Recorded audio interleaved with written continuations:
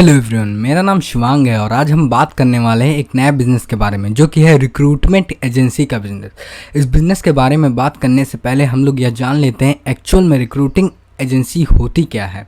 Recruiting agency वो agency होता है जो कि लोगों को जॉब्स या फिर नौकरियां प्रोवाइड करती है। रिक्रूटिंग एजेंसी का जो मॉडल है एक्चुअली यह एक ऐसा बिजनेस मॉडल है जो कि एक मीडिएटर के रूप में काम करता है। जैसे कि कोई कंपनी है जिसको एम्प्लॉय चाहिए और कोई ऐसा व्यक्ति है जिसको जॉब चाहिए। अगर कंपनी के नीड्स को वो व्यक्ति फुलफिल करता है तो जो रिक्रूटिंग एजेंसी होती है वो उस बंदे को उसकी कंपनी तक पहुंचा देते हैं। मतलब कि कंपनी को उसका एम्प्लॉय मिल जाता है और उस व्यक्ति को उसकी जॉब। मतलब कि रिक्रूटिंग एजेंसी मेनली मीडिएटर का काम करती है किसके बीच में, कंपनी और एम्प्लॉय के बीच में। इस इंडस्ट्री की फाइनेंशियल ईयर 2019 में टोटल जो मार्केट साइज थी वो लगभग थी 28.68 बिलियन डॉलर की और यही बढ़कर 2027 तक 43.39 बिलियन डॉलर की हो जाएगी। तो इस हिसाब से आप ये अंदाज़ा लगा सकते हैं कि इस बिज़नेस में कितनी हाई अपॉर्चुनिटी है। और अगर आप भी एक रिक्रूटिंग एजेंसी खोलना चाहते हैं तो ये वीडियो आपके लिए। इस वीडियो में हम आपको ये बताएंगे कि आप एक रिक्रूटिंग एजेंसी कैसे ओपन कर सकते हैं। इस बिज़नेस को ओपन करने के लिए आपको कौन कौन से इक्विपमेंट्स की ज़रूरत पड़ेगी, इस बिज़नेस में कितना प्रॉफिट होगा, साथ ही साथ इस बिज़नेस में कितना इन्वेस्टमेंट करेंगे और रजिस्ट्रेशन और लाइसेंसेस क्या होंगे, इन सभी चीज़ों पर हम लोग डिटेल में चर्चा करने वाले हैं।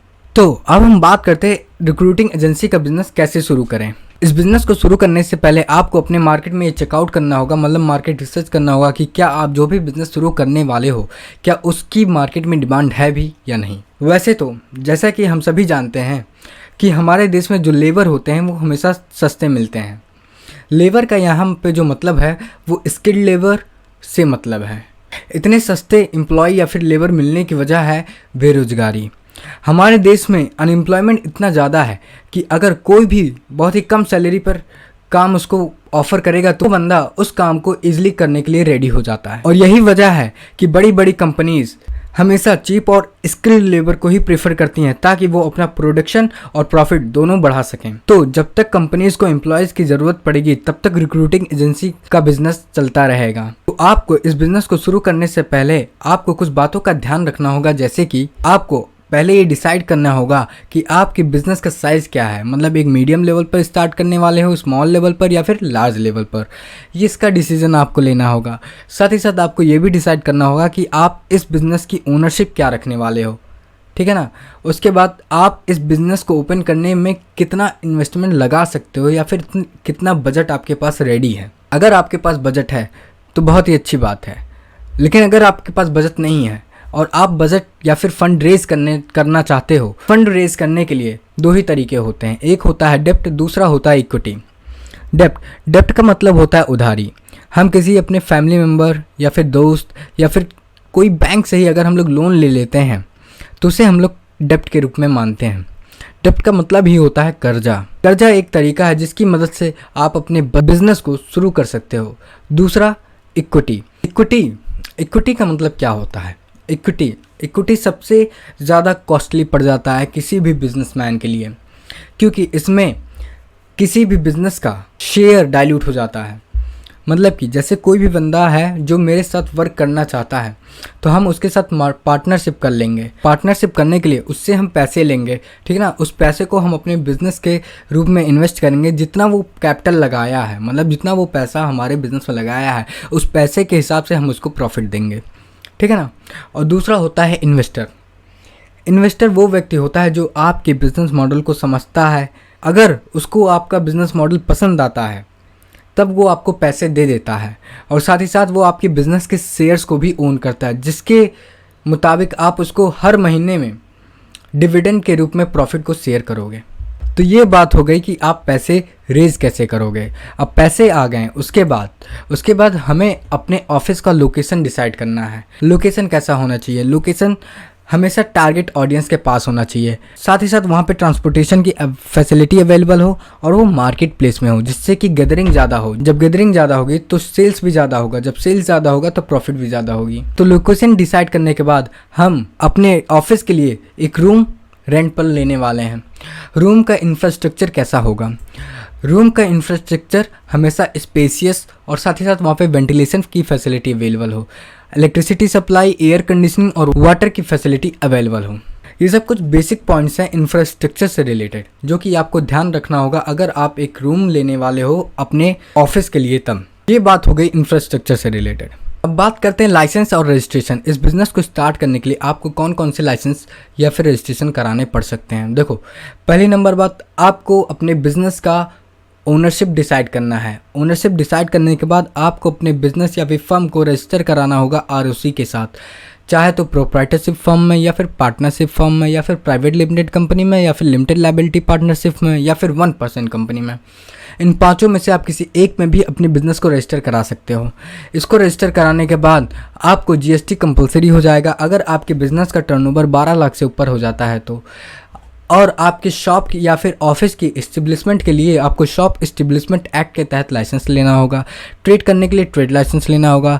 साथ ही साथ और जो भी बिज़नेस के कॉमन डॉक्यूमेंट्स होते हैं वो आपको रेडी करना होगा, जैसे कि rental agreement, current bank account आपको ओपन कराना होगा बिज़नेस का, पैन कार्ड रजिस्टर कराना होगा बिज़नेस का, वैट का रजिस्ट्रेशन कराना होगा।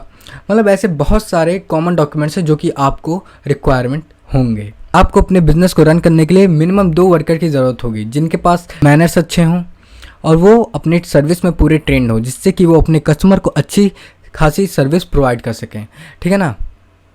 अगर आप एक कंसल्टेंट पहले से रह चुके हैं तो इस बिज़नेस को करना बहुत ही आसान हो जाता है। तो अब बारी आती है आप अपने बिज़नेस के प्रमोशन मार्केटिंग कैसे करोगे। किसी भी बिज़नेस की ग्रोथ के लिए सबसे ज़्यादा इंपॉर्टेंट रोल प्ले करता है उसकी प्रमोशन एंड मार्केटिंग। तो अगर आप भी अपने बिज़नेस की ग्रोथ चाहते हैं तो आपको भी अपने बिज़नेस की प्रमोशन मार्केटिंग करनी होगी, जैसे कि आपको अपने विजिटिंग कार्ड और पैम्पलेट को छपवा कर लोकल एरिया में डिस्ट्रीब्यूट कराने होंगे, सोशल मीडिया या फिर डिजिटल मार्केटिंग कराना होगा। जो भी आप अपने प्रोडक्ट या फिर सर्विसेज को प्रोवाइड कर रहे हो उसका एक बाकायदा वीडियो बनाकर अपने यूट्यूब पे प्रोवाइड कीजिए। साथ ही साथ अपने बिज़नेस की ऑफलाइन से ऑनलाइन ले जाइए। ठीक है, कैसे ले जाएंगे? एक वेबसाइट को बनवा कर। अगर आप अपने बिज़नेस की एक वेबसाइट बनवाते हैं तो वहाँ पर जो भी रेगुलर कस्टमर है उनके लिए अलग से स्पेशल ऑफ़र रखिए और जो नए कस्टमर है उनके लिए अलग से स्पेशल ऑफ़र रखिए। तो ये कुछ बेसिक टिप्स हैं जिनकी मदद से आप अपने बिज़नेस की मार्केटिंग और प्रमोशन को इंक्रीज़ कर सकते हो। अब हम बात करते हैं प्रॉफिट इन अ मंथ। एक महीने में आपको इस बिज़नेस में कितना प्रॉफिट होने वाला है। देखो, इस बिज़नेस में जनरली 15 से 40% तक का मार्जिन मिलता है। अगर हम मार्जिन 25% का ही मान के चलते हैं और अगर आप एक महीने में 5 लाख का टर्नओवर कर देते हो तो इस हिसाब से आप एक महीने में 1,25,000 का रेवेन्यू जनरेट करोगे या फिर प्रॉफिट जनरेट करोगे। तो अब हम बात करते हैं इस बिज़नेस को स्टार्ट करने के लिए आपको कौन कौन से इक्विपमेंट्स की ज़रूरत पड़ेगी। पहला तो कंप्यूटर 50,000, दूसरा डेस्क 5,000, तीसरा investor 20,000, bill machine 5,000, CCTV camera 10,000, fans 3,000, chair 5,000 और इंटीरियर और एक्सटीरियर को मिलाकर 50,000। तो टोटल मिला जुलाकर 1,54,000 का इनिशियल इन्वेस्टमेंट लग सकता है आपको सिर्फ और सिर्फ इक्विपमेंट्स में ही। तो अब हम बात करते हैं इन्वेस्टमेंट रिक्वायर। इस बिज़नेस को स्टार्ट करने के लिए आपको कितना इन्वेस्टमेंट लग सकता है, कितने रुपए का लागत लग सकता है। Security deposit 50,000। ये कोई कंपलसरी नहीं होता सिक्योरिटी डिपॉजिट, लेकिन कई जगह लोग लेते हैं इसलिए इसको हम लोग इंक्लूड कर रहे हैं। Rent 10,000, digital marketing 10,000, registration and licenses 10,000, marketing collateral 10,000, equipments 1,54,000, salary 20,000, electricity bill 5,000 और तो टोटल मिला जुला कर आपको 2,69,000 का इनिशियल इन्वेस्टमेंट लग सकता है इस बिज़नेस को स्टार्ट करने के लिए। जैसा कि मैंने आपको बताया, अगर आप इस बिज़नेस को बहुत ही स्मॉल लेवल पर स्टार्ट करने वाले हो तो आपको 80,000 से लेकर 5 लाख तक का इनिशियल इन्वेस्टमेंट करना पड़ सकता है। और अगर आप इस बिज़नेस को एक लार्ज लेवल पर स्टार्ट करने वाले हो तो 5 से 15 लाख तक का इनिशियल इन्वेस्टमेंट लग जाएगा। So thank you everyone. अगर आपको ये वीडियो पसंद आता है तो इस वीडियो को लाइक कीजिए। अगर आप हमारे चैनल पर नए हैं तो इस चैनल को सब्सक्राइब कीजिए। सो थैंक यू, धन्यवाद, हैव अ गुड डे।